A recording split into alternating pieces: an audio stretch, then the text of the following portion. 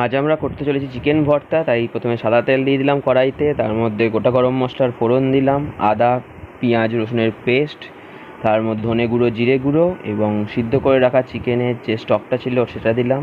এবার সিদ্ধ করে রাখা চিকেনটা শ্রেড করে সেটাকেও এই মশলার মধ্যে দিয়ে ভালো করে কষিয়ে নিতে হবে সব কিছু দিয়ে। এর মধ্যে অ্যাড করা হলো চালমগজ, কাজু বাদাম এবং পোস্তর পেস্ট। সেটাকে ভালো করে মিশিয়ে নিয়ে একটুখানি টক দই ভালো করে ফেটিয়ে রেখা ছিল সেটাকে মেশানো হলো এবং তার মধ্যে ফ্রেশ ক্রিম অ্যাড করে ভালো করে মিশিয়ে তার মধ্যে স্বাদ মতো নুন, চিনি এবং গরম মশলার গুঁড়ো অ্যাড করে সেটাকেও ভালো করে মিশিয়ে নিতে হবে এবং তার মধ্যে সিদ্ধ করে রাখা ডিমটাকে ভালো করে পিস করে কেটে রাখা ছিল সেটাকে মেশানোর পর গোলমরিচ গুঁড়ো, কাসুরি মেথি দিয়ে মিশিয়ে নিয়ে বাটার দিয়ে চাপা দিয়ে কিছুক্ষণ রেখে দিতে হবে। তাহলেই রেডি আপনাদের চিকেন ভর্তা। এটাকে আপনারা রুমালি রুটি, পরোটা এবং লুচি যার সঙ্গে খুশি ট্রাই করে দেখতে পারেন।